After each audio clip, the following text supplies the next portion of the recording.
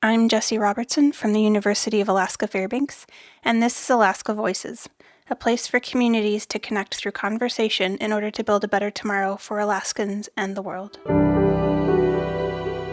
Originally, I grew up in Gakona, Alaska, Tyonek, Egypt, Idaho, Rampart, St. Lawrence Island, St. Paul. and I'm here with my student, my science buddy, my teacher, my homie. I'm his daughter. Hello, my name is Alexander Kholodov, and I will talk with my collaborator, Teresa Hanson. And I'm Teresa Hanson, and I am here with Alex as a collaborator on this NSF grant. For me, everything began when you and Charlene appeared at the door of our office and told us we are from Telida village and we want to do some permafrost studies. Charlene used to be my coworker. She has since retired. She and I sit and think of things, try to come up with ideas of ways to help the tribe that we work for. I work for Telida Village Council up on the Upper Kuskokwim River. We approached the permafrost lab to ask them if they would like to work with us because we were having some permafrost issues. I told them, I said, we have a sand dune that's erupting in the middle of our airstrip, and there was a tribal member who got stuck in a sinkhole. And so that immediately got their attention. What happened is the school shut down in 1998 in Telida, and then with the sand dune erupting on the airstrip, made access a bigger problem. And then 5 years ago, the river cut off, and you couldn't get there by boat either. And so basically, there wasn't many people that could live there anymore because you couldn't move in and out very easily. And the last people who were living there full-time were elders, very old elders. Yeah, actually it was very interesting for me and kind of challenging for me because it was my first experience to work on such a strong socially oriented project. What was interesting for you in this project and what did you learn? I've worked for the tribe for 16 years now and have spent a great deal of time because I am not a tribal member, nor am I Native Alaskan. And so to build relationships and to build trust has taken years. I got to be a liaison, basically, at first. So we first had to figure out how to work together. The tribal members had no issues. They just were trying to find out, well, what do we do? And then we'll figure out how to do it. So we first set up that station in Nikolai by the school teachers' building or housing. And then we went to Telida and we put up 11 stations the first year, yeah. I have a degree in geology, and so it was really interesting for me to see how they were deciding where to put the stations. And so we marched up hills and through 10 inches of moss and bear country, and we had to break down beaver dams to get into a lake. And to put these stations in, they dug holes in the ground down to about a yard or a meter, and then they put temperature sensors in at different levels, and then we would get a computer readout by plugging the computer into the station to see what the temperature levels were in there. And that was really interesting to me because I understand how this whole thing works, but to actually see it for real life, the data and what happens.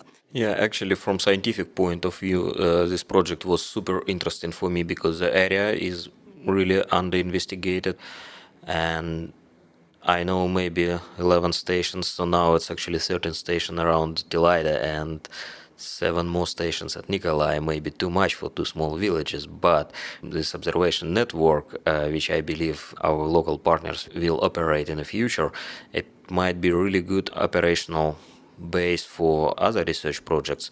We didn't solve this exact issue with sand dune, but we think at the end of this project we will have a kind of map of risky areas around these villages, so where you should be really careful doing some tree cuttings, or if it will be some infrastructural projects like new roads or new buildings, we can identify areas more safe to do something more dangerous.